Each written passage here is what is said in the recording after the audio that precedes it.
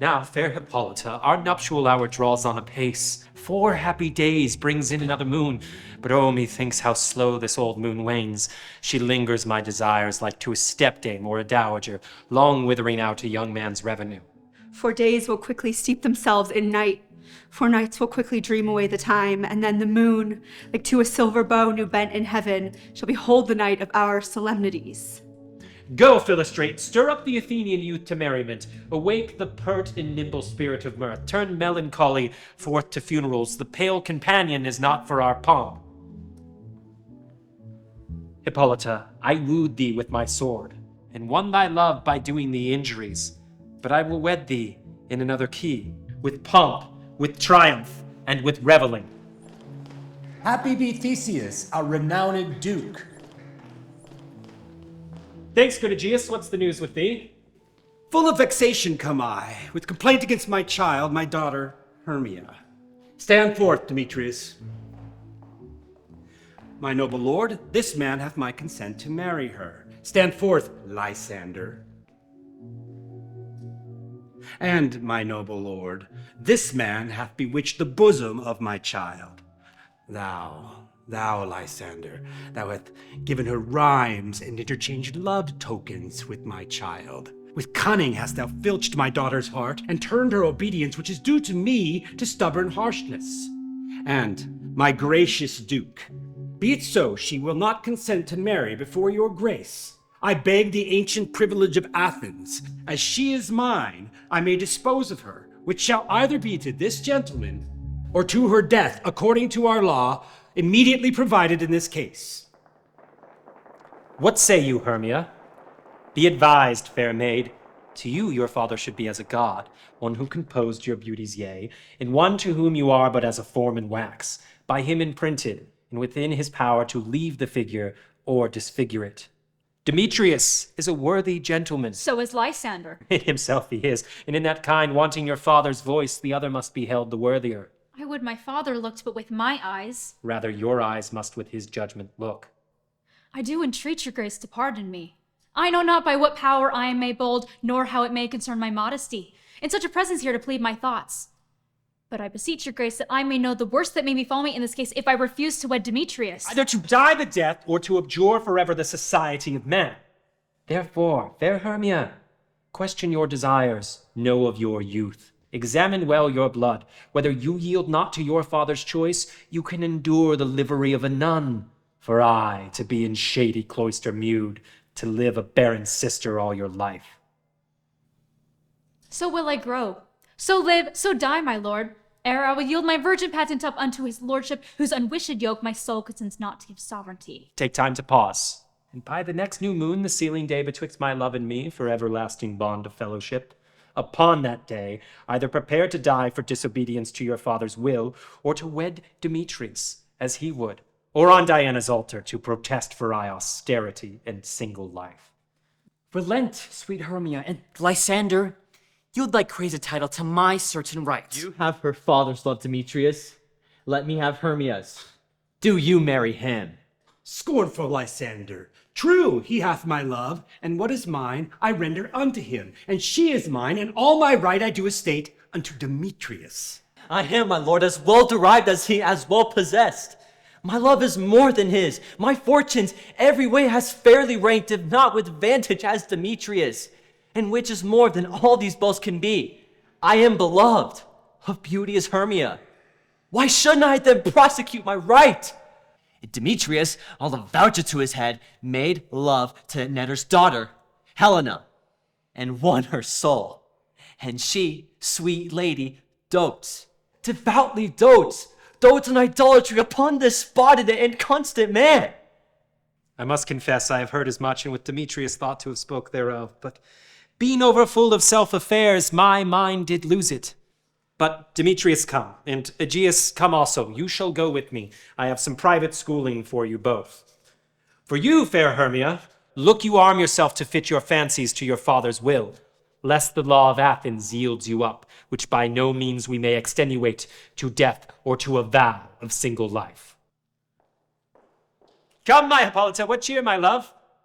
Demetrius and Aegeus, go along. I must employ you in some business against our nuptial and confer with you of something that nearly concerns ourselves. With duty and desire, we follow you.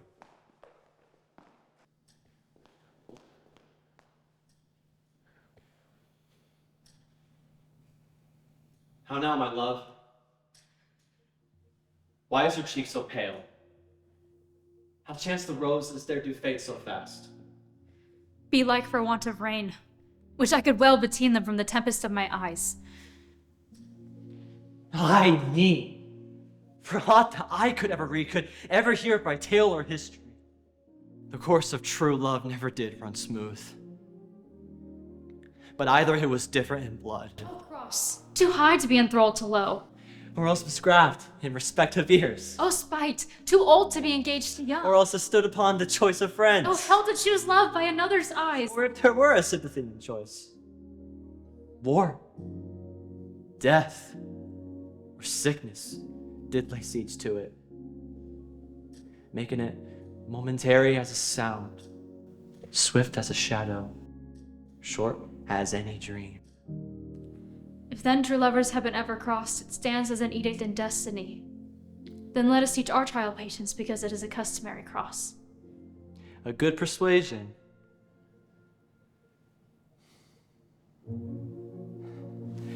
Therefore hear me, Hermia. I have a widow aunt, a dowager of great revenue, and she hath no child. From Athens is her house remote 7 leagues, and she respects me as her only son. There, gentle Hermia, may I marry thee. Into that place the sharp Athenian law cannot pursue us. If thou lovest me, then steal forth thy father's house tomorrow night, and in the wood a league without the town, where I did meet thee once with Helena to do observance to a morn of May. There will I stay for thee.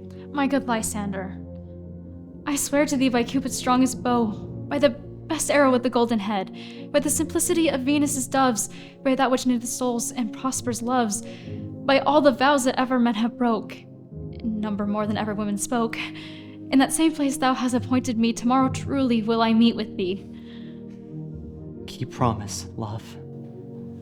Look, here comes Helena. Godspeed, fair Helena. Whither away? Calling you fair.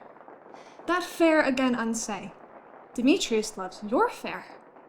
Oh, happy fair, your eyes are lodestars, and your tongue sweet air, more tunable than lark to shepherd's ear, when wheat is green, when hawthorn buds appear. Sickness is catching. Oh, our favor so yours would I catch fair Hermia ere I go. Oh, teach me how you look it. With what art you sway the motion of Demetrius' heart? I frown upon him, yet he loves me still. Oh, that your frowns could teach my smile such skill. I give him curses, yet he gives me love. Oh, that my prayers could such affection move. The more I hate, the more he follows me. The more I love, the more he hateth me. His folly, Helena, is no fault of mine. None but your beauty. Would that fault were mine. Take comfort. He no more shall see my face. Lysander myself will fly this place. Before the time I did Lysander see, seemed Athens as a paradise to me. Oh then, what graces in my love do dwell, that he hath turned a heaven unto a hell. Helen, to you our minds we will unfold. Tomorrow night, when Phoebe doth behold her silver visage in the watery glass, stecking with liquid pearl the bladed grass, a time that lovers' flights doth still conceal, through Athens' gates have we devised to steal.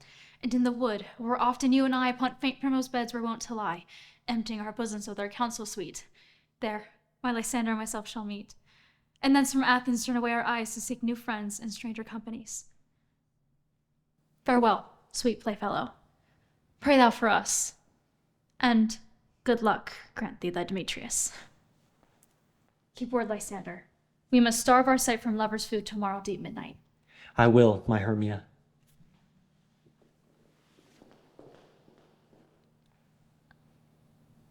Helena, as you on him, Demetrius dotes on you.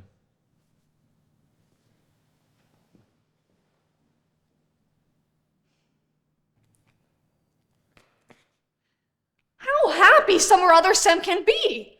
Through Athens I am thought as fair as she. But what of that? Demetrius thinks not so. He will not know all, but he do know. And as he errs, doting on Hermia's eyes, so I, admiring of his qualities. Things base and vile, holding no quantity, love can transpose to form a dignity. Love looks not with the eyes, but with the mind, and therefore is winged Cupid painted blind. Nor hath love's mind of any judgment taste, wings and no eyes, figure in heady haste, and therefore is love said to be a child, because in choice he's so oft beguiled. As waggish boys in game themselves forswear, so the boy love is perjured everywhere. For ere Demetrius looked on Hermia's eyne, he swore down oaths that he was only mine. And when this halesome heat from Hermia felt, so he dissolved, and showers of oaths did melt. I will go tell the fair Hermia's flight. Then to the wood will he tomorrow night pursue her. For this intelligence, if I have thanks, it is a dear expense. But here in me an eye to reach my pain to have a sight thither and back again.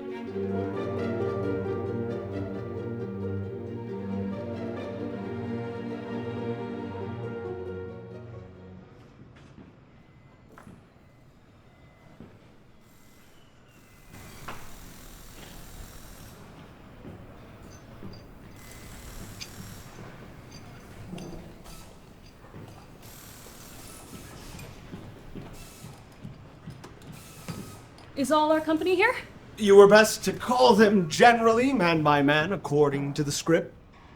Here is the scroll of every man's name which is thought fit through all Athens to perform in our interlude before the Duke and the Duchess on his wedding day at night. First, good Petroquence, say what the play treats on, then read the names of the actors, and so grow to a point. Very. Our play is the most lamentable comedy and the most cruel death. Pyramus and Thisbe. A very good piece of work, I assure you, and a merry. Now, good Petroquence, call forth your actors by the scroll. Answer as I call you, Nick Bottom. Ready. Name what part I am for, and proceed. You, Nick Bottom, are set down for Pyramus. What is Pyramus? A lover or a tyrant? A lover that kills himself most gallant for love. That will ask some tears in the true performing of it. If I do it, let the audience look to their eyes. I will move storms. I will condole in some measure to the rest. Yet my chief humor is for a tyrant. I could play Ercles rarely, or a part to Terracatin to make all split. The raging rocks and shivering shocks shall break the locks of prison gates. Amphibious calm shall shine from far to make and mar the foolish fates. This was lofty. Now, name the rest of the actors. About Francis. This was a tyrant's vein. It was Ercles' vein. A lover is more condoling. Francis Flute. Here, Petroquence. You must take Thisbe on you. What is Thisbe? A wandering knight? It is the lady that Pyramus must love. My faith, let me not play a woman. I have a beard.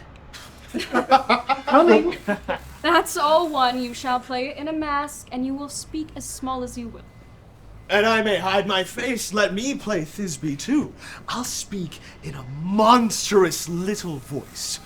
Thisne, Thisne, Pyramus, lover dear, thy Thisbe dear, and lady dear. No, you must play Pyramus, and Flute, you Thisbe. Well, proceed. Robin Starveling. Robin Starveling, you must play Thisbe's mother, Tom Snout. Yeah, Petroquence. You, Pyramus's father, myself, Thisbe's father, Snug, the lion's part, and I hope here is a play. Have you the lion's part written? Pray you, if it be, give it me, for I am slow of study. You may do it extempore, for it's nothing but roaring. And I may play the lion too. I will roar that I will do any man's heart good to hear me. I will roar that I will make the Duke say, oh, let him roar again. Oh, let him roar again. You may play no part but Pyramus. For Pyramus is a sweet-faced man, a proper man as one shall see in a summer's day, a most lovely, gentlemanlike man. Therefore, you must needs play Pyramus. Well, I will undertake it. Masters, here are your parts. I am to request you, require you, and desire you to con them by tomorrow, and meet me in the palace wood a mile without the town by moonlight. There we will rehearse, for if we meet in the city, we shall be dogged with company and our devices known. In the meantime, I shall draw up a bill of properties, such as our play wants. Hope, pray, fail me not. We will meet, and there we will rehearse most obscenely and courageously. Take pains. Be perfect. Adieu. At the Duke's Oak we meet.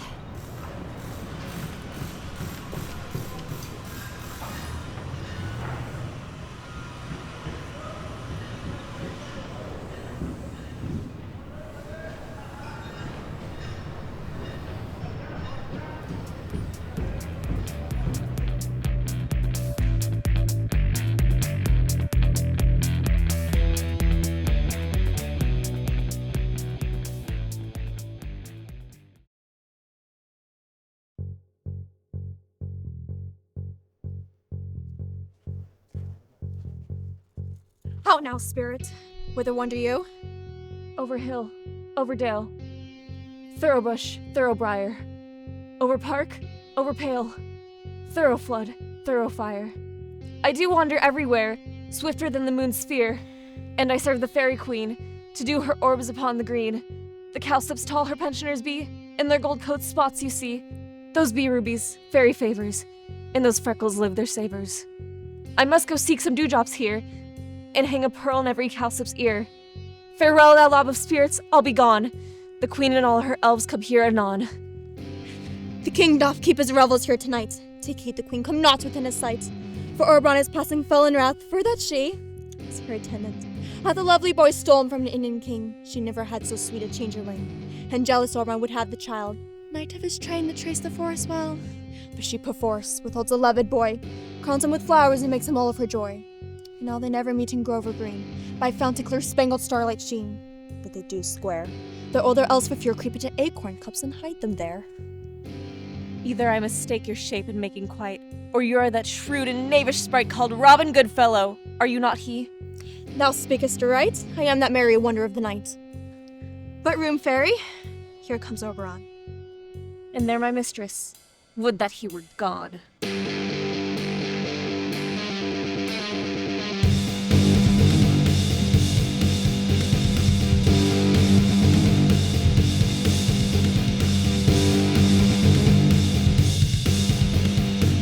Ill met by moonlight, proud Titania.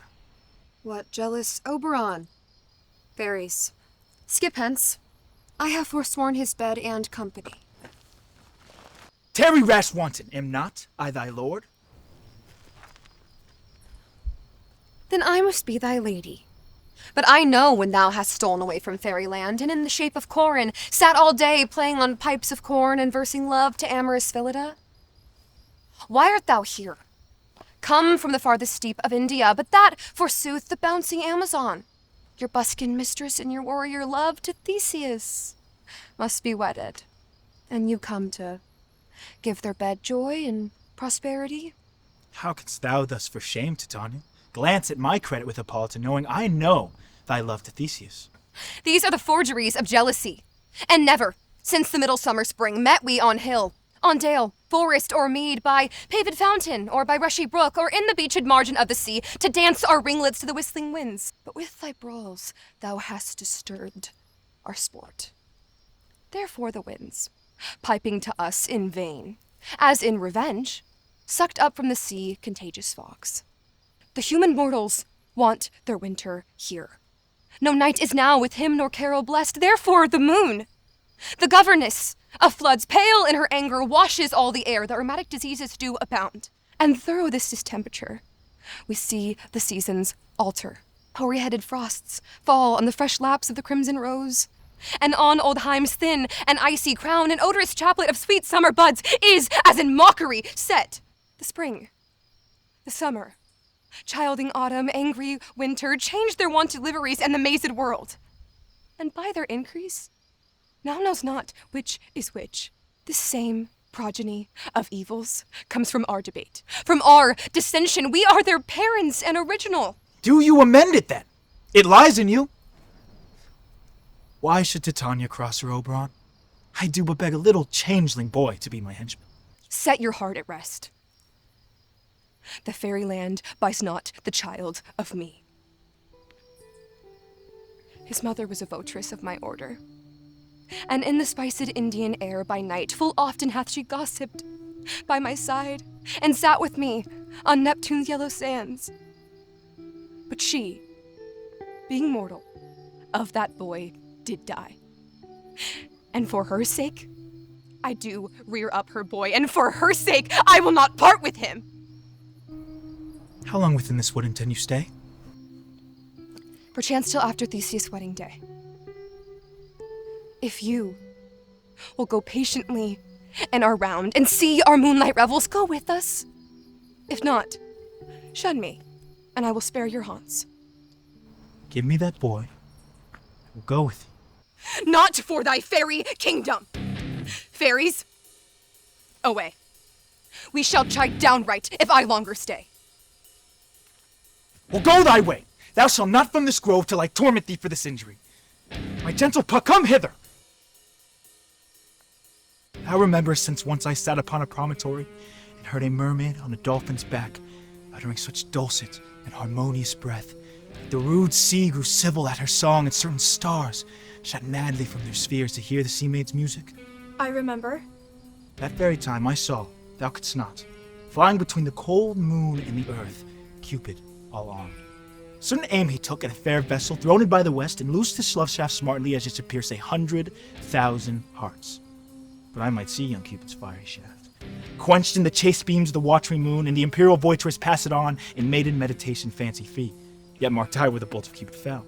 It fell upon a little western flower, before milk white, now purple with love's womb. And maidens call it love in idleness. Fetch me that flower, the herb I showed thee once, when on sleeping eyelids laid will make or man or woman madly dote upon the next live creature that it sees. Fetch me this herb, and be thou here again ere the Leviathan can swim the league. I'll go about the earth in 40 minutes. Having once this juice, I'll watch Titania when she is asleep, drop the liquor of it in her eyes. The next thing then, she waking looks upon, be it lion, bear, or wolf, or bull, a meddling monkey, or on busy ape, she shall pursue it with the soul of love. And ere I do take this charm from off her sight, as I could take it with another herb. But who goes there? I'm invisible, and I will overhear their conference. Where is Lysander and fair Hermia? Thou toldst me they were sown unto this wood, and here am I, wood within this wood, because I cannot meet my Hermia. Hence, get thee gone and follow me no more. You draw me, you hard-hearted adamant, and yet you draw not iron, for my heart is true as steel. Leave your power to draw, and I shall have no power to follow you. Do I entice you? Do I speak you fair? Or rather do I not in plainest truth tell you, I do not, nor I cannot love you? And even for that do I love you the more. I am your spaniel, and Demetrius, the more you beat me, I will fawn on you. Use me but as your spaniel, spurn me, strike me, neglect me, only give me leave, unworthy as I am to follow you. What worser place could I beg in your love, and yet a place of high respect with me, than to be used as you use your dog? Tempt not too much the hatred of my spirit, for I am sick when I do look on thee. I am sick when I look not on thee. You do impeach your modesty too much, to leave the city and commit yourself into the hands of one who loves you not, to trust the opportunity of night and the ill counsel of a desert place with the rich worth of your virginity. Your virtue is my privilege. For that it is not night when I do see your face. Therefore I think I am not in the night. Nor doth this wood lack worlds of company, for you in my respect are all the world. Then how can it be said I am alone when all the world is here to look on me? I'll run from thee and hide me in the brakes and lead thee to the mercy of wild beasts. The wildest hath not such a heart as you. Run when you will, the story shall be changed. Apollo flies and Daphne holds the chase. The dove pursues the griffin, the mountain hind makes speed to catch the tiger. Build the speed when cowardice pursues and valor flies. I will not say thy questions. Let me go. Or if thou follow me, do not believe but I shall do thee mischief in the wood. Aye, in the temple, in the town, the field, you do me mischief. Fie, Demetrius! Your wrongs do set a scandal on my sex. We cannot fight for love as men may do. We should be wooed, and we're not made to woo. I'll follow thee, and make a heaven of hell, to die upon the hand I love so well. Fare thee well, nymph. Ere he do leave this grove, thou shalt fly him, and he shall seek thy love. Hast thou the flower there? Welcome, wanderer. Aye, there it is. I pray thee, give it me.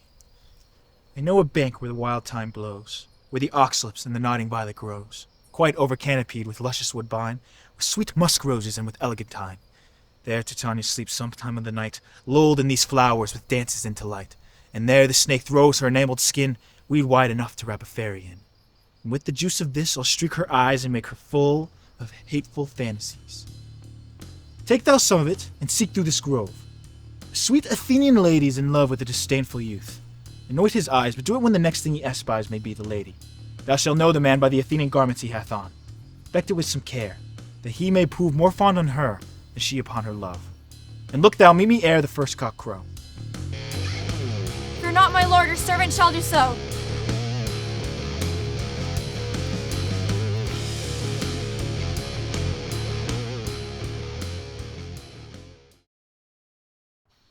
Come, now a roundel and a fairy song. Then for the third part of a minute, hence, sing me now asleep, then to your offices, and let me rest.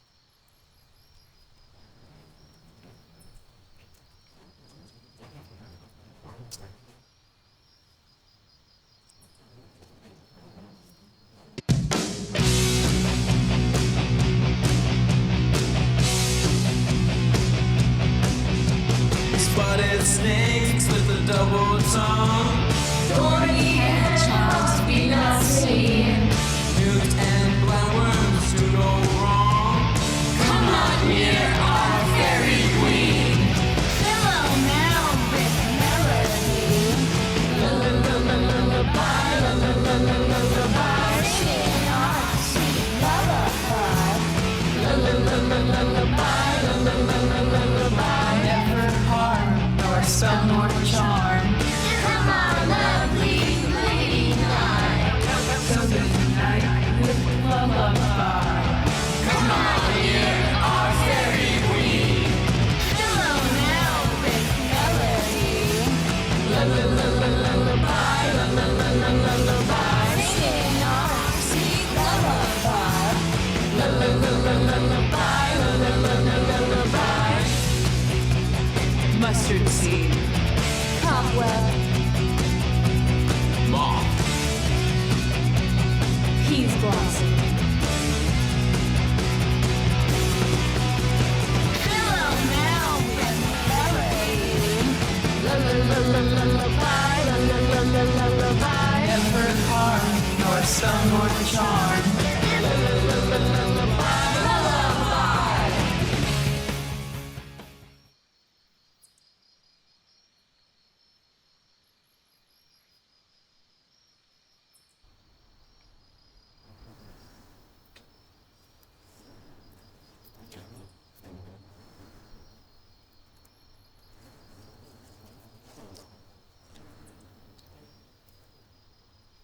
What thou seest when thou dost wake, do it for thy true love take. Love and languish for his sake, be it ounce, or cat, or bear, pard, or boar with bristled hair. In thy eye that shall appear, when thou wakes, it is thy dear. Wake when some vile thing is near.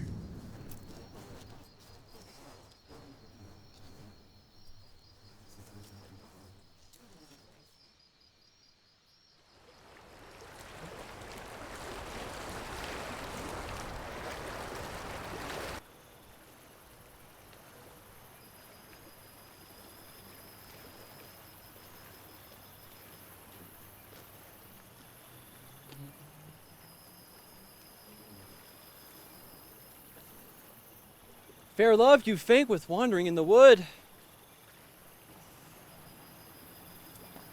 And to speak troth, I have forgot our way. Will rest us, Hermia, if you think it good, and tarry for the comfort of the day. Be it so, Lysander. find you out a bed, for I upon this bank will rest my head. One turf shall serve as pillow for us both. One heart, one bed, two bosoms, and one troth. Nay, good Lysander, for my sake, my dear, lie further off yet. Do not lie so near. Oh, take the sense sweet of my innocence. Love takes the meaning in love's conference. I mean that my heart unto yours is knit so that but one heart we can make of it. Two bosoms interchained with an oath, so then two bosoms and a single troth. Then by your side, no bedroom me deny for lying so, Hermia. I do not lie. Lysander riddles very prettily. Not much beshrew my manners and my pride, if Hermia meant to say Lysander lied. But, gentle friend, for love and courtesy lie further off in human modesty. Such separation, as may well be said, becomes a virtuous bachelor and a maid. So far be distant. And good night, sweet friend. Thy love ne'er alter till thy sweet life end. Amen. Amen to that fair prayer, say I. And then end life when I end loyalty. Here's my bed.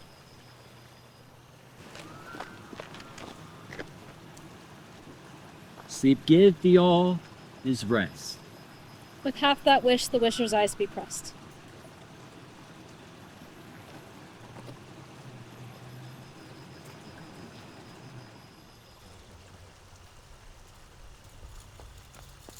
Through the forest have I gone, but Athenian found I none, on whose eyes I might approve this flow'r's force in stirring love. Knights of silence! Who is here? Reeds of Athens who doth wear. This is he, my master said, despiseth the Athenian maid. And here the maiden, sleeping sound on the dank and dirty ground.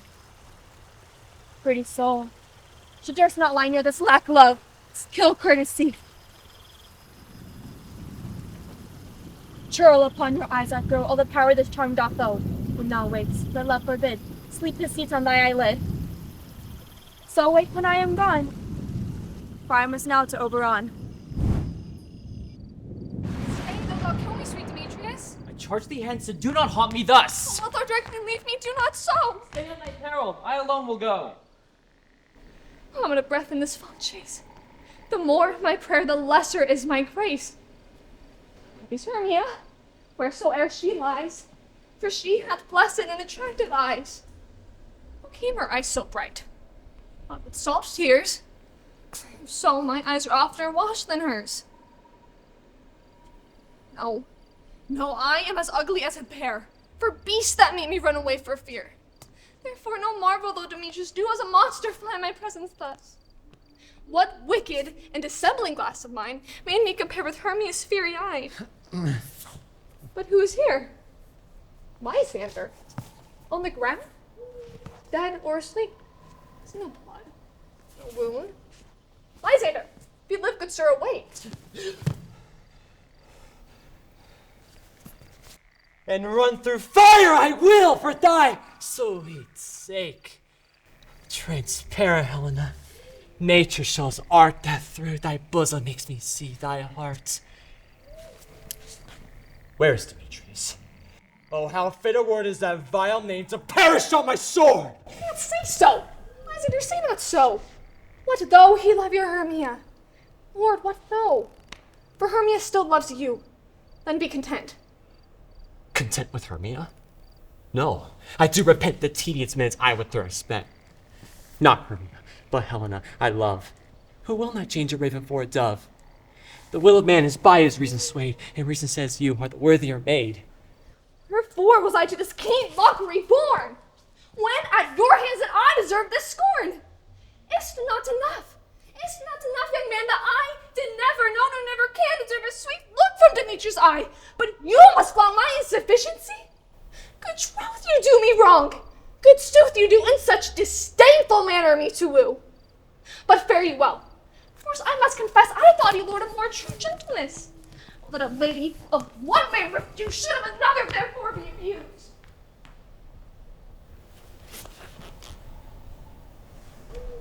She sees not Hermia. Hermia, sleep thou there, and never mayst thou come Lysander near. Or as a servant of the sweetest things, the deepest loathing to the stomach brings. or as the heresies that men do leave, or hated most of those they did deceive. So thou, my servant and my heresy, of all be hated but the most of me. And all my powers, address your love and might to honor Helena, to be her knight.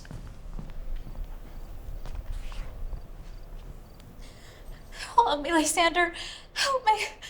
Do thy best to pluck this holy serpent from my breast. I me for pity. What a dream was here. Lysander, look how I do quake with fear. Methought a serpent ate my heart away. And you sat smiling at his cruel prey. Lysander. What, removed? Lysander, Lord. What, out of hearing? Gone? No sound, no word? Alack, where are you? Speak, and if you hear, speak of all loves. I swoon almost in fear. No? Then I will perceive you are not nigh. Either death or you I'll find immediately.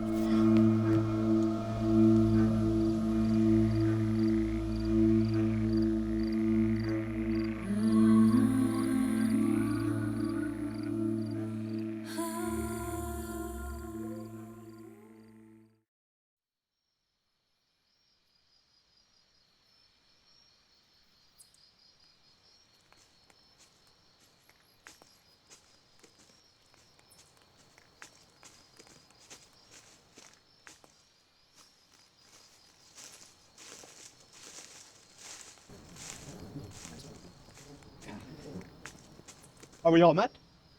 Pat. And here is a marvelous convenient spot for our rehearsal. This green plot shall be our stage, this hawthorn brake our tiring house, and we will do it in action as we will do it before the Duke. Petriquant, What sayest thou, Bully Bottom? there are things in this comedy of Pyramus and Thisbe that will never please. First, Pyramus must take out a sword to kill himself, which the ladies cannot abide. How answer ye that? I are lacking. Harlot's fear. I believe we must leave the killing out when all is done. Not a whit. I have a device to make all well. Write me a prologue, and let the prologue seem to say that we will do no harm with our swords, and, for the more better assurance, tell them that I, Pyramus, am not Pyramus, but Nick Bottom. This will put them out of fear. Well, we will have such a prologue, and it shall be written in 8 and 6. No, make it 2 more. Let it be written in 8 and 8. Will not the ladies be afeard of the lion? I fear it. I promise you. Masters, you ought to consider with yourselves to bring in, God shield us, a lion among the ladies is a most dreadful thing, for there is not a more wild fowl than your lion living, and we ought to look to it. Therefore, another prologue must tell he's not a lion. Nay.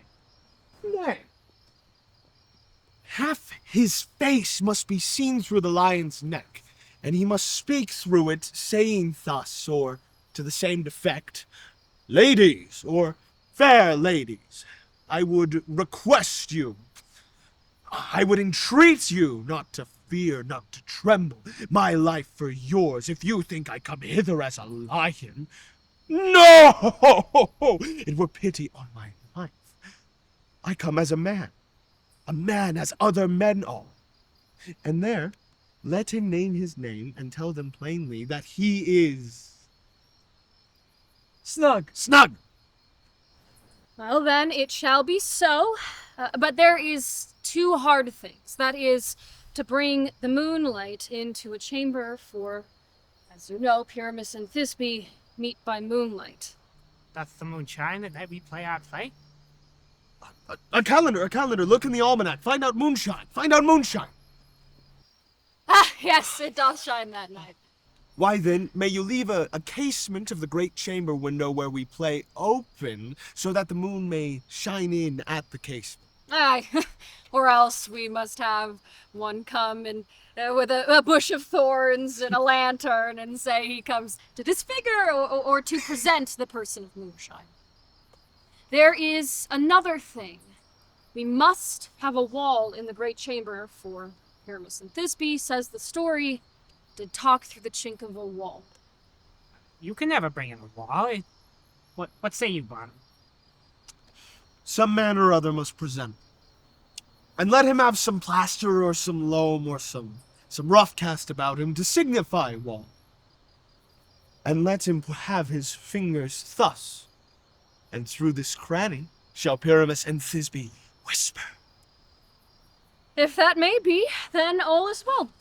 Come, every mother's son, sit down and rehearse your parts. Pyramus, you begin. Once you have spoken your speech, enter through that break, and so everyone according to his cue. What hempen homespuns have you thriving here, so near the cradle of the fairy queen? What? A play toward? I'll be on a tour. An act or two, perhaps, if I see cause. Speak, Pyramus, Thisbe, stand forth. Thisbe, the flowers of odious savor sweet. Odors. Odors savor sweet, so hath thy breath, thy dearest Thisbe dear. But hark, a voice! Stay thou but here a while, and by to thee I will return. Stranger Pyramus than e'er played here. Must I speak now? Aye, marry must you, for you must understand, he goes but to see a noise that he heard, and is to come again. Most radiant Pyramus,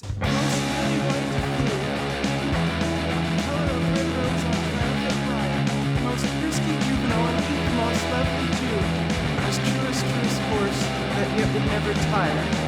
I'll meet thee at Minnie's tomb.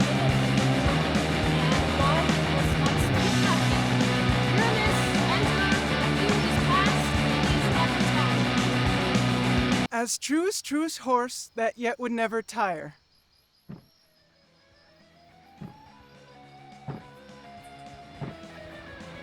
Oh, monstrous!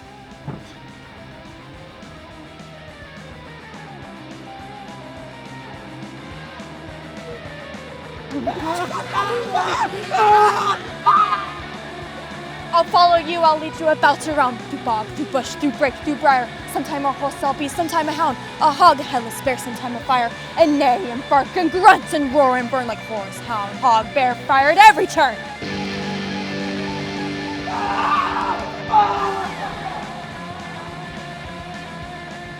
Why do they run away? This is an knavery of them to make me afeard. Oh, Bottom, have I changed? What do I see on thee? What do you see? You see an ass head of your own, do you? Bless me, Bottom! Bless me! Thou art translated! I see their knavery.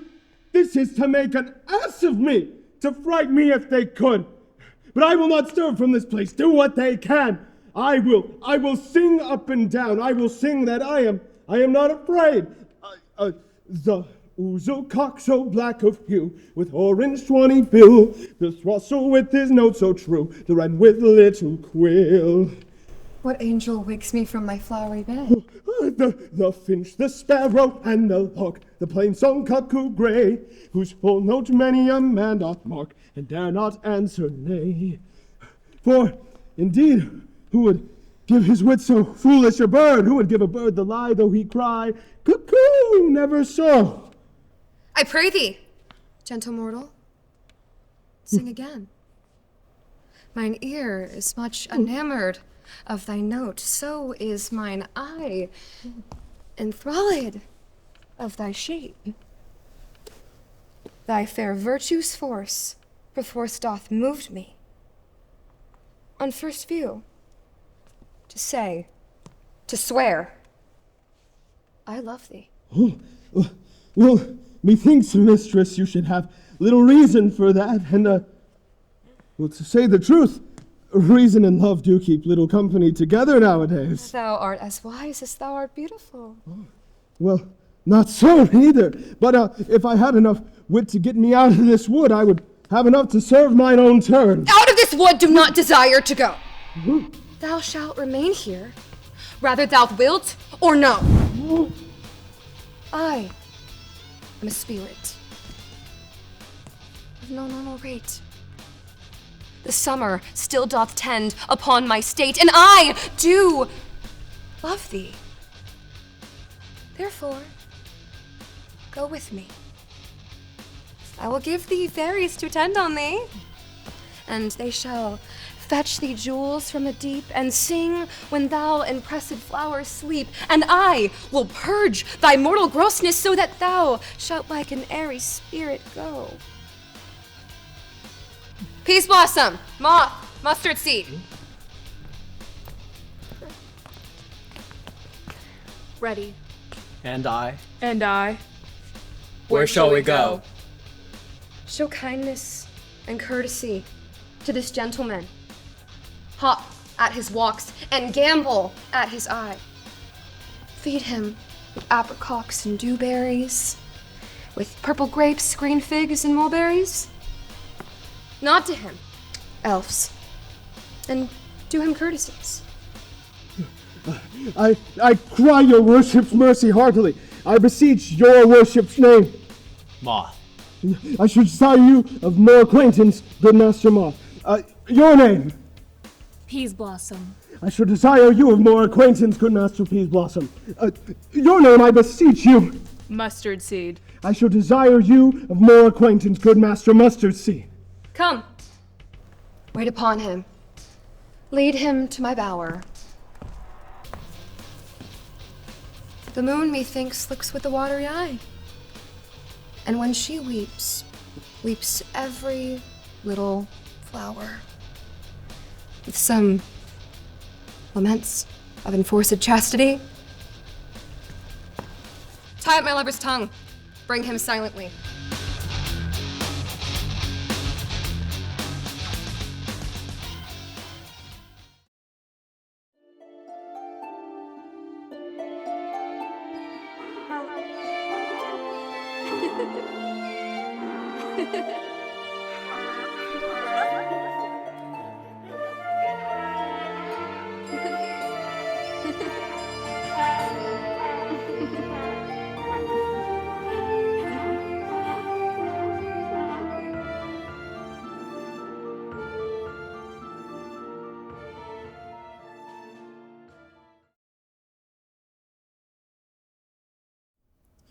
I wonder if Titania be awaked, then what it was that next came in her eye which she must dote on in extremity. Here comes my messenger. How now, mad spirit? What night rule about this haunted grove? My mistress with the monster is in love, near to her close and consecrated bower, while she was in her dull and sleeping hour. A crew of patches, rude mechanicals that work for bread upon Athenian stalls, were met together, to rehearse and play intended for great Theseus' nuptial day. The shallowest thick skin of that barren sort, who, Pyramus presented in his sport, forsook his scene, and entered in a break. When I did him this advantage take, and asked his no life fixed anon his head. Anon as Thisbe must be answered, and forth my mimic comes when they him spy, as wild geese at the creeping fowler eye, or recipated chuffs, many in sorts rising and cawing at the gun's rapport, serve themselves, and madly sweep the kite, so at his sight, away his fellows fly. He at our stamp here o'er nor one falls, he murder cries and help from Athens calls. Their sense thus weak, else with their fears thus strong, made senseless things begin to do them wrong, for briars and thorns at their apparel snatch, some sleeves, some hats, from yielders all things catch. I led them on in this distracted fear, and left sweet Pyramus translated there. When in that moment, so it came to pass, Titania waked, and straightway left an ass. This falls out better than I could devise. But hast thou yet latched the Athenian eyes with the love juice as I did bid thee do? I took him sleeping, that is finished too, and the Athenian woman by his side, that when he waked, before she must be eyed. Lay breath so bitter on your bitter foe. Stand aside, this is the same Athenian. Now I but chide, but I should. This is the woman, but not this the man. For thou I fear has given me cause to curse. If thou hast slain thy stander in his sleep, being our shoes in blood, plunge in the deep and kill me too. The sun was not so true unto the deity to me. But you've stolen away from sleeping Hermia? I'll believe as soon as this whole earth may be bored, and that the moon may through the center creep and so displease her brother's noontide with the antipodes. It cannot be, but thou hast murdered him. So should a murderer look, so dead, so grim. And so should the murdered look, and so should I, pierced to the heart with your stern cruelty. Yet you, the murderer, look as bright, as clear as yonder Venus in her glimmering sphere. What's this to my Lysander? Where is he? How good Demetrius wilt thou give him me? I'd rather give his carcass to my hounds. Out, dog! Out, cur! Thou drivest me past the bounds of maiden's patience. Hast thou slain him then? Henceforth be never numbered among men. You spend your passion on a misprized mood. I am not guilty of Lysander's blood, nor is he dead, for aught that I can tell. I pray thee, tell me then that he is well. And if I could, what should I get therefore? A privilege never to see me more. And from thy hated presence part I so. See me no more whether he be dead or no. There's no following her in this fierce vein. Here therefore for a while I will remain. What hast thou done? Thou hast mistaken quite, and laid the love juice on some true love's sight. Of thy misprison must perforce ensue some true love turned, and not a false turned true. Then fatal rules, that one man holding troth, a million fail confounding oath on oath.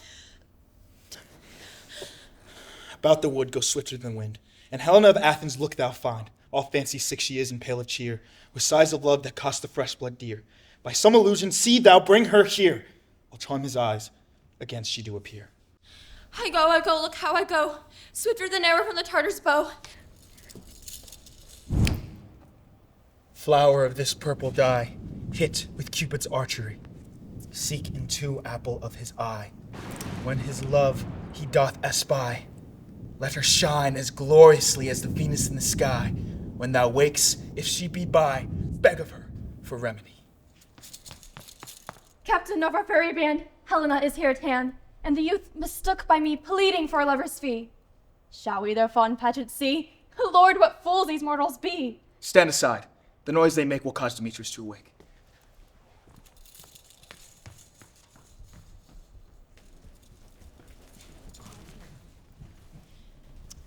Then will two at once be one, that must needs be sport alone. And those things that do best please me that befall preposterously. Why should you think that I should woo with scorn? Scorn and derision never come in tears. Look, when I vow, I weep. And vows so born in their nativity, all truth appears. How can these things be seem scorn to you, bearing the badge of fate to prove them true? You do advance your cunning more and more. When truth kills truth, oh devilish holy fray! These vows are Hermia's. Will you give her o'er? Weigh oath with oath, and you will nothing weigh. Your vows to her and me put in two scales will even weigh in both as light as tails. I had no judgment when to her I swore. Nor none in my mind, now you give her o'er. Demetrius loves her, and he loves not you. Oh, Helena, goddess, nymph, perfect, divine. To what, my life, shall I compare thine eyne? Crystal is muddy. Oh, how thy lips, those kissing cherries tempting grow.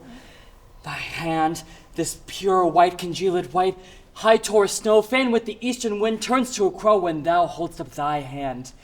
Oh, let me kiss this princess of pure white, the seal of bliss. Oh, spite! Oh, hell! I see you all are bent to set against me for your merriment. If you were civil and knew courtesy, you would not do me thus much injury. Can you not hate me, as I know you do, but you must join in souls to mock me too?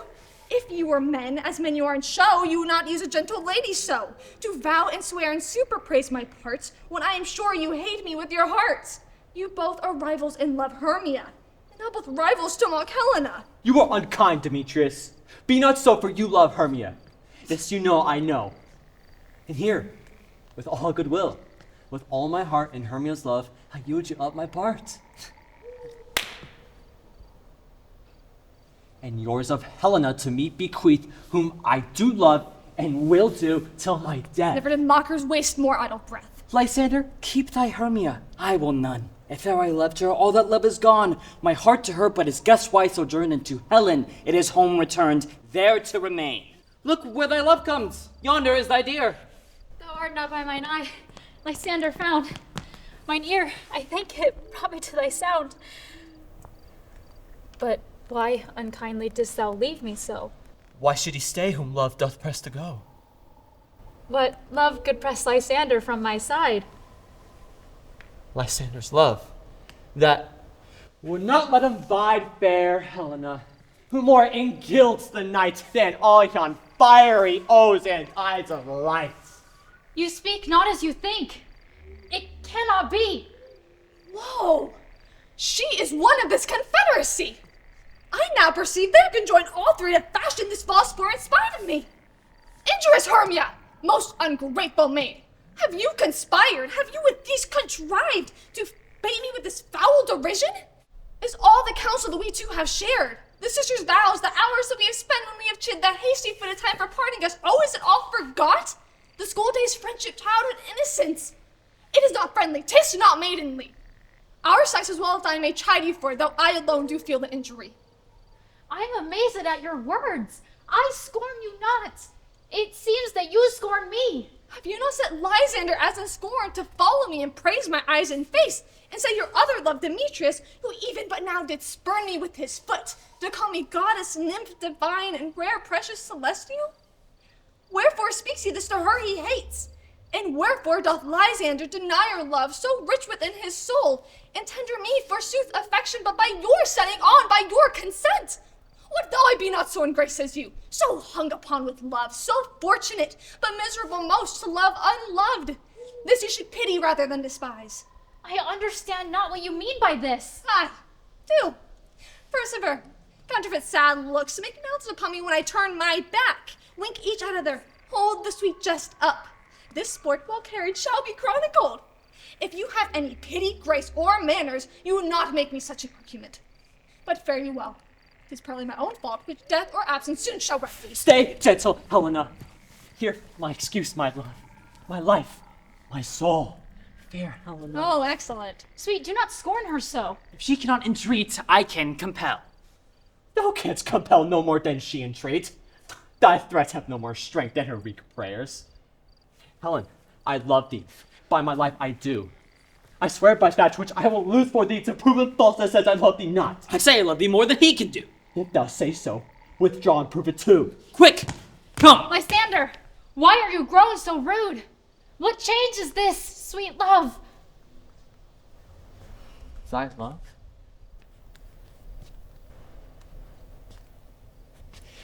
Out, Tawny Tartar, out! Oh, out, loathed medicine! Oh, hated potion heads! Do you not jest? Yes, do, and so do you. Demetrius, I will keep my word with thee. I would I had your bond, for I perceive a weak bond holds you. I'll not trust your word. What? Should I hurt her? Strike her? Kill her dead? Although I hate her, I'll not harm her so. What, can you do me greater harm than hate? Hate me? Wherefore? Oh me, what news, my love? Am not I Hermia? Are not you Lysander? I am as fair now as I was erewhile. Since night you loved me, yet since night you left me. Why, then you left me, all the gods forbid, in earnest shall I say. By my life, and never did desire to see thee more. Therefore, be out of hope, of question, of doubt. Be certain, nothing truer. 'Tis no jest that I do hate thee and love Helena. Oh me! You juggler! You canker blossom, you thief of love! What, have you come by night and stole my love's heart from him? Blinded faith! Have you no modesty? No touch of bashfulness? What, will you tear impatient answers from a gentle tongue? Fly, you counterfeit, you puppet, you! Puppet? Why so? Aye, that way goes the game. Now I perceive that she hath made compare between our statures. She hath urged her height. And with her personage, her tall personage, her height, forsooth, she hath prevailed with him. And are you grown so high in his esteem, because I am so dwarfish and so low? How low am I, thou painted maypole? Speak! How low am I? I am not yet so low but that my nails can reach into thine eyes. Good Hermia! Do not be so bitter with me. I evermore did love you, Hermia. Did ever keep your counsel, never wronged you. Save that. In love unto Demetrius, I told him of your stealth into this wood. He followed you for love, I followed him. So now, if you will let me quiet go, to Athens I will bear my folly back and follow you no further. Let me go, you see how simple and how fond I am. What, get you gone? Who is that hinders you? A foolish heart that I leave here behind. What, with Lysander? With Demetrius. Be not afraid. She shall not. No, sir, she shall not, though you take her part. Oh, when she's angry, she's keen and shrewd. She was a vixen when she went to school, and though she be but little, she is fierce. Little? Again? Nothing but low and little? Why will you suffer her to flout me thus? Let me come to her. Get you gone, you dwarf! You minimus of hindering, not grass maid! You bead! You acorn! You are too officious in her behalf that scorns your services. Let her alone. Speak not of Helena. Take not her part, for if thou dost intend never so little show of love to her, thou shalt abide it. Now she holds me not. Now follow, if thou darest, to try whose right of thine or mine is most in Helena. Follow. Nay, I'll go with thee, cheek by jowl. You, mistress, all this coil is long of you. Nay, go not back. I will not trust you. I no longer stay in your cursed company. Your hands than mine may be quicker for a fray. My legs are longer though to run away. I am amazed and know not what to say. This is thy negligence. Still thou mistakes, or else completes thy knaveries willfully. Believe me, King of Shadows, I mistook. Did not you tell me I should know the man by the Athenian garment he had on? And so far blameless proves my enterprise. I have anointed an Athenian's eyes. And so far I am glad it so did sort, as this their jangling I esteem a sport. Thou seest these lovers seek a place to fight. Hide therefore, Robin, overcast the night. The starry welkin cover thou Onan with drooping fog as black as Acheron. And lead these testy rivals so astray as none come not within another's way. Like to Lysander sometime frame thy tongue. Then stir Demetrius up with bitter wrong. And sometime rail thou like Demetrius. And from each other look thou lead them thus till their brows death, counterfeiting with leaden legs and batty wings doth creep. Then crush this herb into Lysander's eye. The liquor of it hath this virtuous property, to take from hence all error with his might, and make his eyeballs roll with wonted sight. When they next wake, all this derision shall seem a dream and fruitless vision. And back to Athens shall they wend, with the league whose date till death shall never end. Whiles I in this affair do thee employ, I'll to my queen and beg her Indian boy. And then I will charmed eye release from monstrous view, and all shall be peace. Make no delay, we may effect this business yet ere day. Up and down, I will lead them up and down. I am feared in field and town, goblin lead them up and down. Here comes one. Where art thou, proud Demetrius? Speak thou now! Here, bill and drawn and ready. Where art thou? I will be with thee straight! Follow me then to plainer ground. Lysander, speak again! Thou coward! Thou runaway! Art thou fled? Speak! In some bush? Wouldst thou hide thy head? Thou coward, aren't thy bragging to the stars, telling the bushes that thou lookst for wars and wilt not come? Come, recreant, come thou child, I'll whip thee with the rod. He is the fowl that draws a sword on thee. Yea, art thou there? Follow my voice, we'll try no manhood here.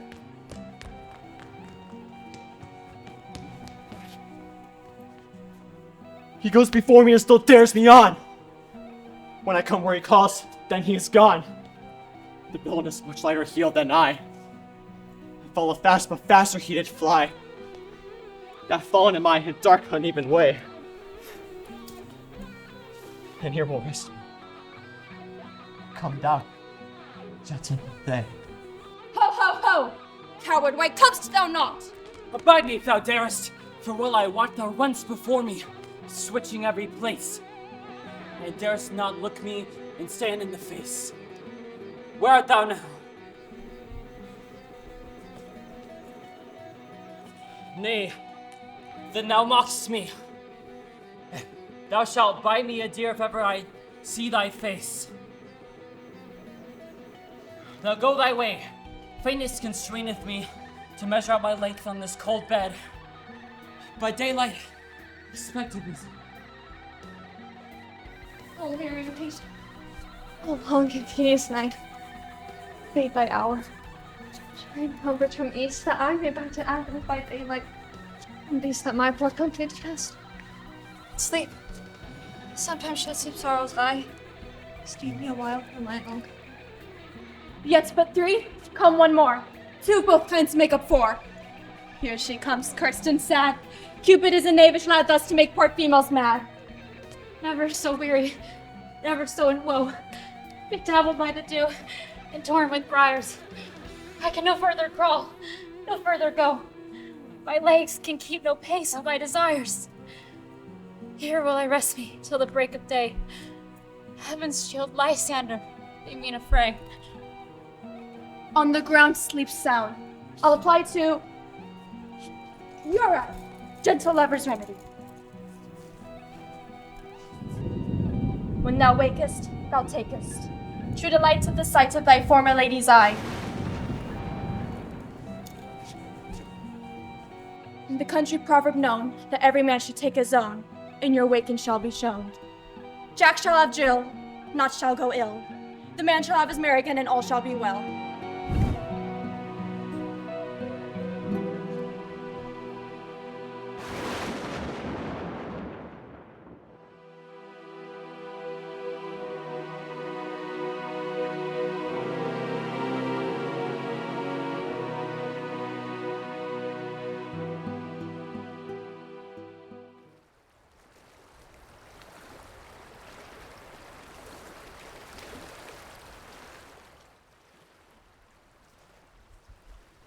Welcome, good Robin.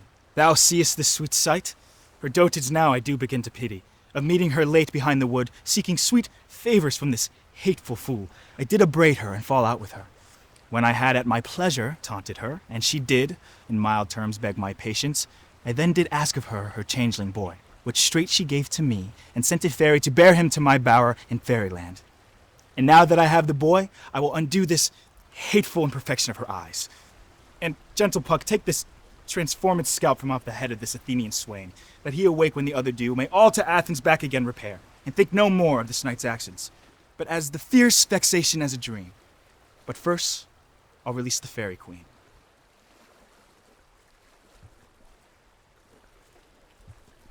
Be it thou wast wont to be, seest thou wast wont to see. Dian's bud, Oer Cupid's flower, hath such force and blessed power. Now, my Titania, wake you, my sweet queen. My Oberon, what visions have I seen? Methought I was enamored of an ass. There lies your love. How came these things to pass? Oh, how mine eye do loathe his visage now. Quiet a while. Robin, take off this head. Now when thou wakest, with thy own fool's eyes peep. Come, my queen, take hands with me. Now thou and I are new in amity. We will tomorrow midnight solemnly dance in Duke Theseus' house triumphantly, in blessed fair prosperity. And the pairs of faithful lovers be wedded with Theseus, all in jollity. Fairy king, attendant mark, I do hear the morning lark. Then, my queen, in silence sad, trip we after the night's shade. We the globe will compass soon, swifter than the wandering moon. Come, my lord, and in our flight tell me how it came this night, that I sleeping here was found, with these mortals on the ground.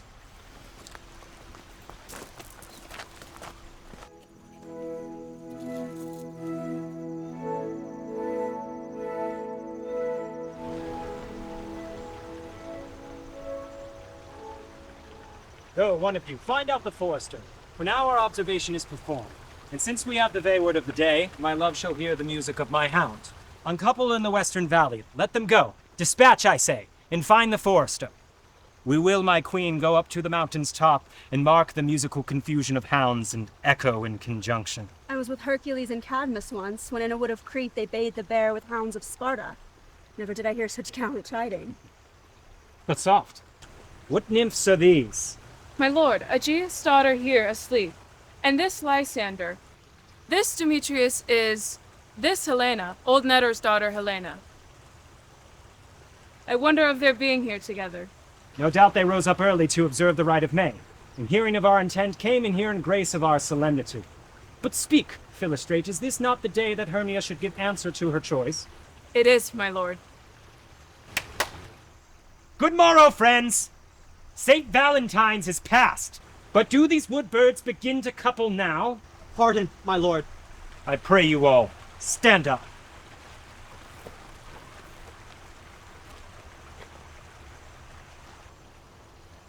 I know you two are rival enemies. How comes this gentle concord in the world, that hatred be so far from jealousy, to sleep by hate and fear no enmity? My lord, I shall reply amazedly. Half sleep, half waking, but as yet I swear I cannot truly say how I came here. But as I think, for truly would I speak, I came with Hermia hither. Our intent was to be gone from Athens, where we might without the peril of the Athenian law. My good lord, fair Helen told me of their stealth of this their purpose hither to this wood, and I in fury here to follow them, fair Helena and Fancy following me. But, my good lord, I wot not by what power, but by some power is my love to Hermia melted as the snow, seems to me now as the remembrance of an idol god in my childhood, which I did dote upon. And all the faith, virtue of my heart, and the object and pleasure of mine eye is only Helen. Her, my lord, was our betrothed ere I saw Hermia. But like in sickness did I loathe this food, but as in health come to my natural taste. And I do wish it, love it, long for it, until it will forevermore be true to me.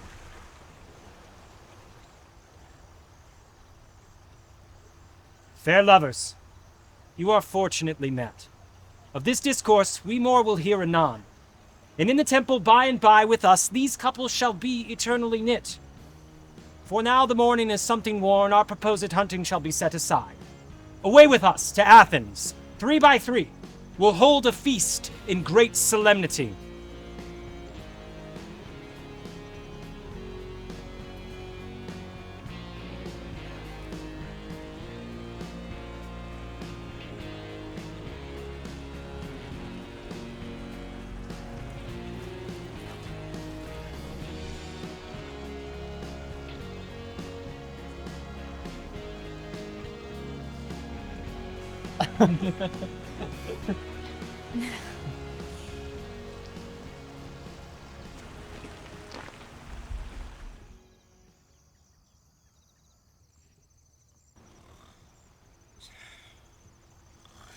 You, when my cue comes, call me, and I will answer. My next is most rare Pyramus.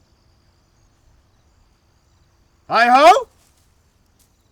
Petroquince? Starveling? Flute? Snout?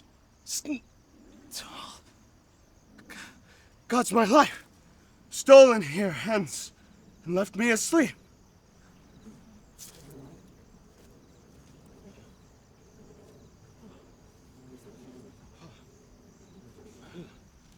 I have had a most rare vision. I have had a dream past the wit of man. Man is but an ass if he goes about to expound what dream it was. Methought I was. There is no man can say what. Methought I was, and methought I had. Man is but a patched fool if he goes about to say what he thought I had. The ears of man hath not seen. The eyes of man hath not heard. Man's tongue is unable to conceive, nor his hands able to taste. I will get Petroquince to write a ballad of this dream. Yeah, write a ballad of this dream, and I will sing it at the latter end of the play before the Duke. Peradventure, I shall sing it at her death to make it the more gracious. Yes.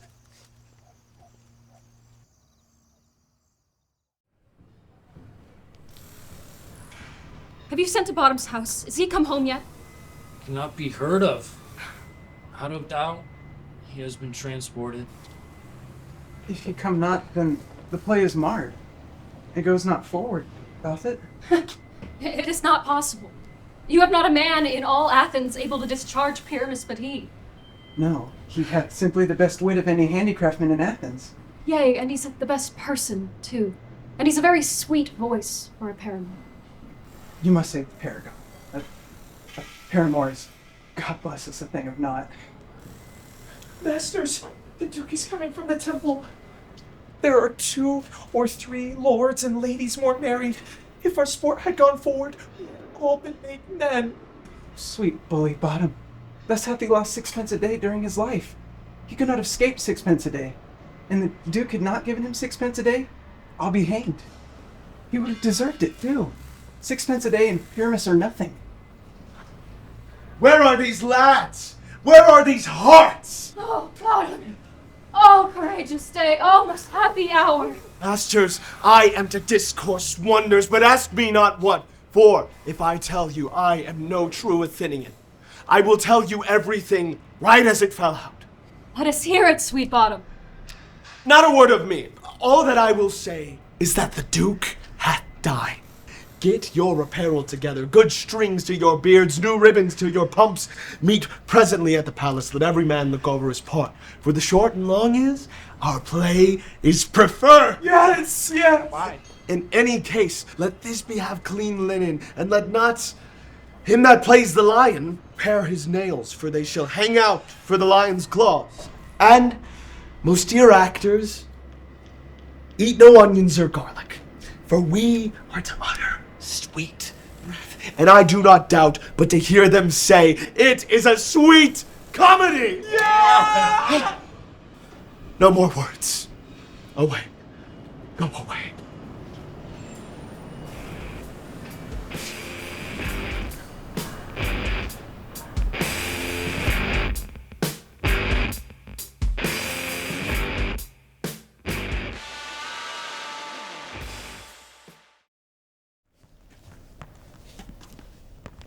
"'Tis strange, my Theseus, that these lovers speak of. More strange than true. I never may believe these antique fables nor these fairy toys. Lovers and madmen have such seething brains, such shaping fantasies that apprehend more than cool reason ever comprehends.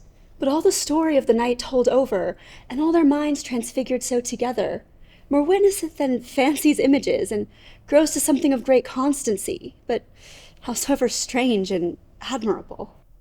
Here come the lovers, full of joy and mirth. Joy, gentle friends, joy in fresh days of love accompany your hearts. More than to us, wait in your royal walks. Your board, your bed. Come now. What masks, what music do we have to waste away this long age between our after supper and our bedtime? Where's our usual manager of mirth? What revels are at hand?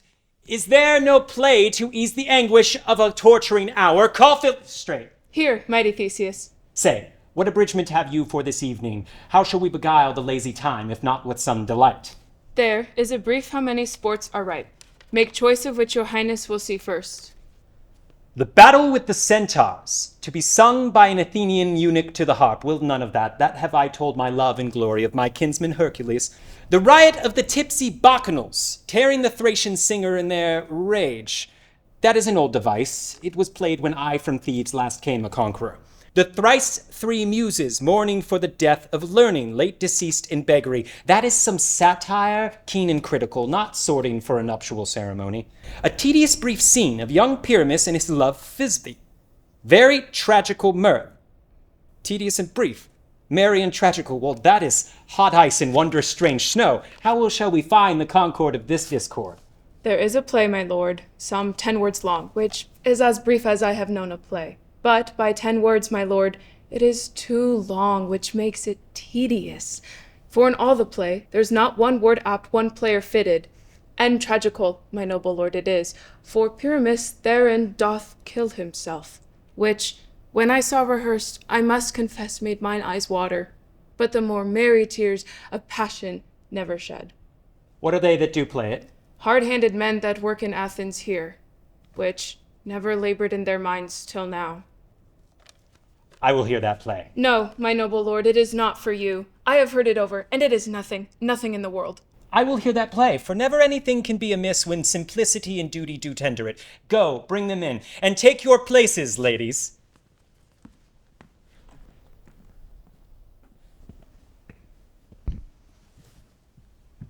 I love not to see wretchedness or charge, and duty in his service perishing.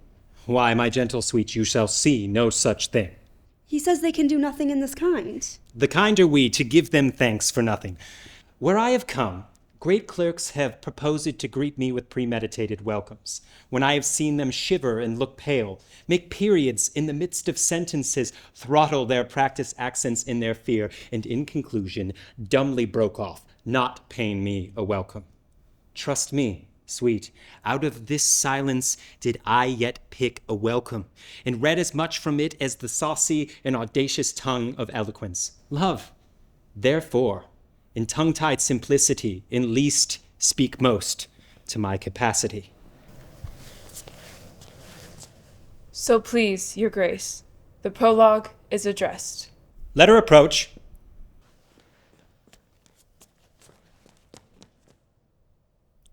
If we offend, it is with our good will that you should think we come not to offend, but with good will. To show our simple skill, that is the true beginning to our end. But consider we come in despite. We do not come as meaning to contest you. Our true intent is all for your delight. We are not here that you should hear repent you. The actors are at hand, and by their show you shall know all that you are like to know. This fellow doth not stand upon points. Who is next?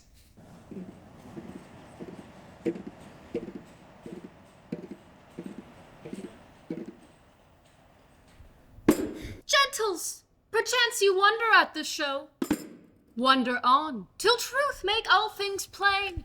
This man is Pyramus, if you must know. This beauteous lady, Thisbe, is certain. This man with lime and rough cast doth present. Wall, that vile wall which did these lovers sunder, and through wall's chink poor souls they were content to whisper, at the which let no man wonder. This man with dog, lantern, and bush of thorn doth present moonshine. For if you will know, by moonshine do these poor lovers think no scorn to meet at Ninnis' tomb, at the which let no man consume. This grisly beast which lion hight by name, the trusty Thisbe, coming first by night, did scare away, or did affright. And as she fled, her mantle she did fall, which lion vile with bloody mouth did stain. Anon comes Pyramus, tall youth and sweet, finds his trusty Thisbe's mantle slain, whereat with bloody, plainful blade, he bravely broached his boiling, bloody breast, and Thisbe, tearing in mulberry shade, drew his blade, and died. For all the rest, let lion, moonshine, wall, and lovers twain at large discourse, for here they shall remain. I wonder if the lion be to speak. In this same interlude, it doth befall that I, Snout by name, present a wall. Such a wall, as I would have you think, that had in it a crannied hole, or a chink, through which the lovers, Pyramus and Thisbe, did whisper often, very secretively. This loam, this rough cast, and this stone doth show that I am that same wall. The truth is so. So find this cranny is right and sinister, to which the fearful lovers are to whisper. Pyramus draws near the wall. Oh, night with hue so black. Oh, night, which ever art when day is not. I fear my Thisbe's promise is forgot, and thou, wall, oh sweet, oh lovely wall, that stands between her father's ground and mine, thou wall, oh sweet, oh lovely wall, show me thy chink to blink through with mine eye. Show me thy chink to blink. Thanks, courteous wall. Jove shield thee well for this. But what see I? No Thisbe do I see. O wicked wall, through whom I see no bliss, cursed be thy stones for thus deceiving me. The wall, methinks, being sensible, should curse again. No, in truth, sir, he should not. Deceiving me is Thisbe's cue, and she is to enter, so I am to spy her through the chink. You shall see it will fall pat as I told you. Yonder she comes. O wall, full often hast thou heard my moans for parting my fair Pyramus and me. My cherry lips have often kissed thy stones, with lime and hair knit up in thee. I see a voice. Now will I to the chink, so I may hear my Thisbe's face. Thisbe? My love, thou art my love, I think. Think what thou wilt. I am thy lover's grace, and like Lymander, I am trusty still. And I like Helen, till the fates me kill. Not shaftless to Procus was so true. As shaftless to Procus, I to you. Don't kiss me through the hole of this vile wall. I kiss the wall's hole, not your lips at all. Wilt thou at Ninny's tomb meet me straight away? Tide life, tide death, I come without delay. Thus have I, while my part discharged so, and being done, away wall doth go. Now the wall is down between the two neighbors. Here come in two gentle beasts, a man and a lion. You ladies, you whose gentle hearts do fear the smallest monstrous mouse that creeps on the floor, may now perchance both quake and tremble here, when lion rough in wildest rage doth roar. Then know that I, as snug, am a lion fell, nor else no lion's dam. For if I should, as a lion come in strife into this place to pour pity on my life. A very gentle beast, of a good conscience. The very best as a beast, my lord, that e'er I saw. All that I have to say is the lantern is the moon. I, the man, is the moon. This thorn bush! I, the thorn bush. This dog is my dog. Silence! Here comes Thisbe. This is old Ninny's tomb, but where is my love?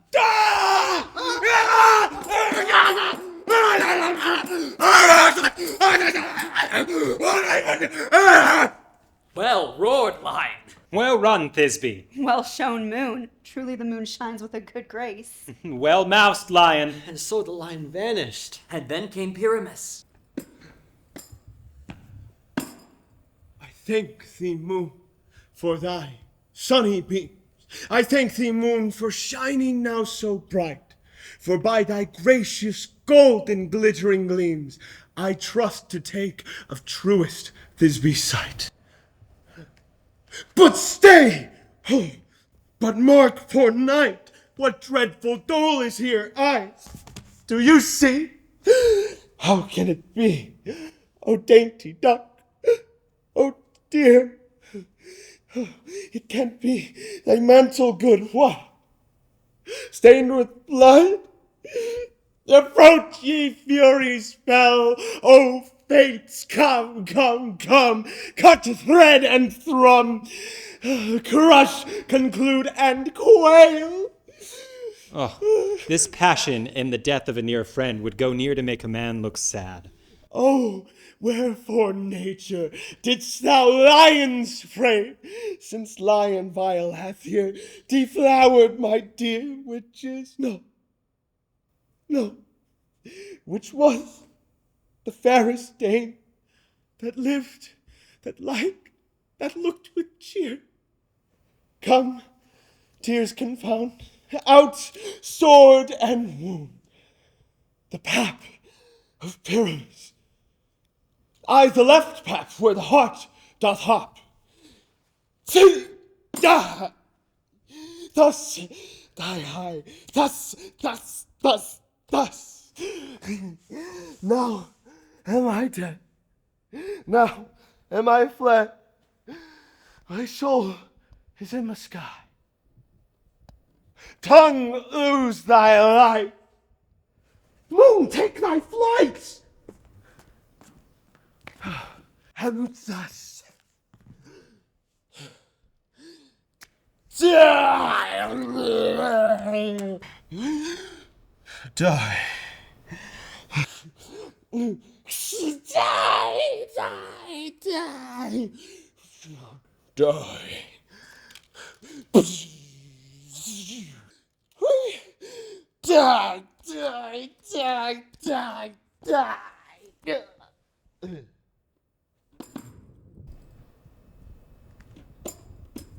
Asleep, my love? What?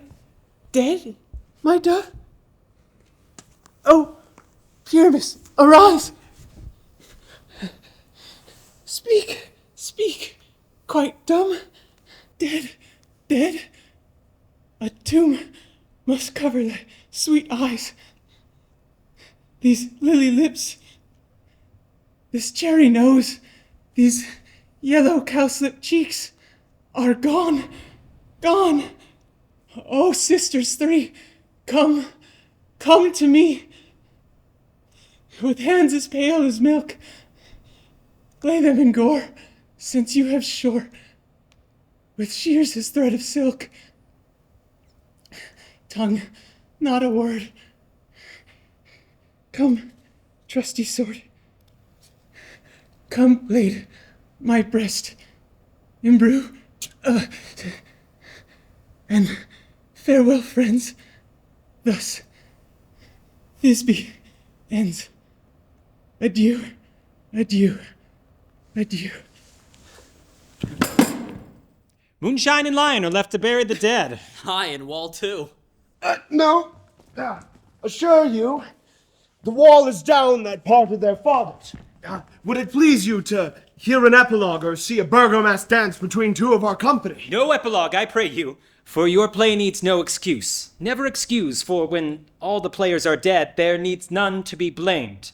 Marry, if he who had wrote it had played Pyramus and hanged himself in Thisbe's garter, it would have been a fine tragedy.